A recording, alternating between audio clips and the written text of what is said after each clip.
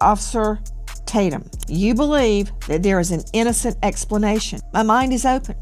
And that innocent explanation would be what? If you put the audio within context, it is an impossibility unless these people are prophesying that somehow they're saying Nolan's name or projecting that Nolan is somehow injured, hurt, or killed way before the audio came out, that they were gone. And people had already saw Nolan after they had left. I want to tell you guys about Shenergy. If you're looking for an energy drink that's clean, 75 milligrams of caffeine, nootropics that help you with focus so you don't crash and have all that crazy stuff in your drinks. You don't need to do that. That's over time that's going to destroy you. But we didn't just create an energy drink because we care about your overall energy and health. So we created an energy drink and a night drink. One that helps you go to sleep, wake up with energy, and the other one gives you sustainable energy throughout the day. So if you're looking for a company that agrees with your values, American-based, American-made, American customer service, look no further. ShenergyLife.com has you covered. And then we have a money-back guarantee. You take the product that don't work for you, we'll get your money back. Joining me right now, special guest Brandon Tatum. He is a former police officer with Tucson PD, and he is the star of The Officer Tatum on YouTube. He has interviewed Nolan's friends. Now, we're about to bring on two experts, each one taking a different viewpoint on that call. But, Officer Tatum, thank you for being with us tonight. No matter what you say, just know you're going to get hate mail. Doesn't matter what you say. If the angel Gabriel came down right now and spoke on this case, he would get hate mail. That said, what do you make of that audio, officer? Well, Nancy, thank you so much for having me on. If you put the audio within context, it is an impossibility unless these people are prophesying that somehow they're saying Nolan's name or projecting that Nolan is somehow injured, hurt, or killed, because we have witnesses that have come out. When I interviewed Warren, a lot of those kids that I talked to already alluded to this way before the audio came out, that they were gone. And people had already saw Nolan after they had left. The young lady, Katie, that he was hanging out with, I saw a text message from her alluding to the fact that she never saw him get on that boat at all. We have video of the boat that we shared on our social media page, and it shows all the occupants on the boat, and Nolan was not there. And so if a person thinks that they've heard something on the audio, they have to compare it with context. Maybe they said, "Is it dead?" talking about items that could potentially have died or damaged on the boat, given the fact that they were sinking.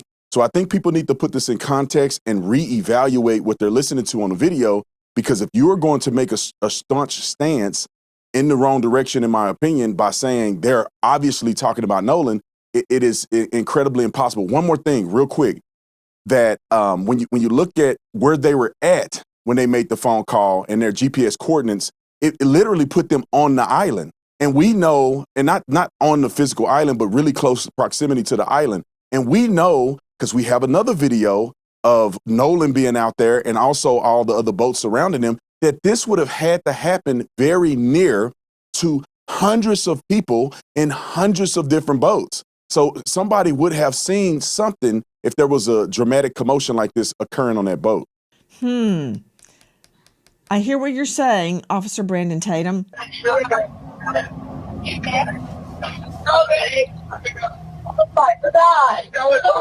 Detail Assistance, Vicky speaking. How can I help you? Hey, we're at the west tip of Horn, and our bilge pump stopped working. We're sinking. Can y'all please come? We have a membership. All right, of course. How far is the water coming up, sir? Can you give me a description? Ankles? Hello? What'd you say? Hey. Yes. How far is the water coming up, sir? It's coming up. We're just sinking. I don't know. Like we're going down. All right. Well, let's get you going. Membership number or phone number listed on that account, sir? I don't know the phone number. It's either.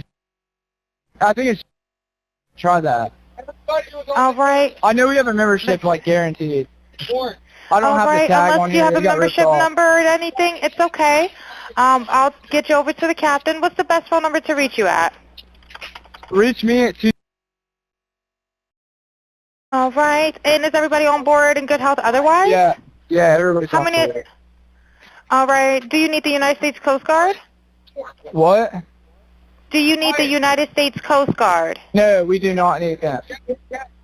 We're bringing in our forensics experts, but back to Brandon Tatum, former police officer, Tucson PD. He is the star of the Officer Tatum on YouTube. He has interviewed Nolan's friends. Okay, you're saying that I am looking at, and others are looking at this out of context. My mind is open. You may be right.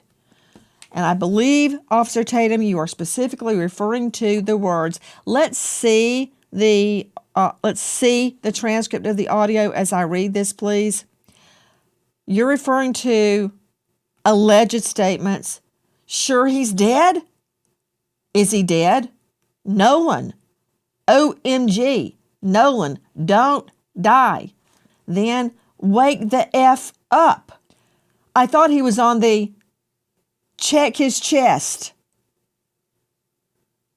Now, to you, Officer Tatum, you believe that there is an innocent explanation. My mind is open. And that innocent explanation would be what? Well, I think that if you are convinced without context that they are talking about Nolan, you're going to hear certain things and perceive it. I mean, the bilge pump is damaged. They could have been saying, don't die, or is it dead, referring to the bilge pump or the bilge pump. And they could have been talking about a battery. They could have been saying no, and people think they said Nolan. The only reason that I deviate from the transcript is because there are witnesses that have said they've seen Nolan after the boys had already left and after the call was already made. And also, I put my detective mind on, when I look at the reasoning, but why would they be calling and giving GPS coordinates and talking to this dispatch for 8 minutes if their best friend, whom I've spoke to these boys, they've shown me pictures, they were emotional about Nolan's death. I was there during the funeral, at least there with them when the funeral was going on, and they were devastated that they couldn't go to his funeral. I perceive that it doesn't make sense if they had killed their friend in a malicious way or he was dead, that they wouldn't just simply ask for help instead of trying to cover it up and calling for a tow and talking for 8 minutes. I mean, all of those things, plus the witnesses, it just doesn't add up. And I just wish people would be open-minded to saying, let me rewatch it and let me put it within context that Nolan cannot be on the boat because witnesses seen him afterwards. And let me re-listen to it and try to put it in perspective. So you're saying witnesses saw him afterwards, after that call, or did you mean to say witnesses saw him elsewhere? Yeah, no, witnesses saw him on the island after the call. After the boys had left around 4:30, witnesses have seen Nolan alive on the island after that. So, you know, that puts Nolan alive after that. And I think that people should be focused on, okay, now let's interview and talk to people and consider what did they see, because we're already past the point of Warren and Wyatt's boat and all of those things being involved.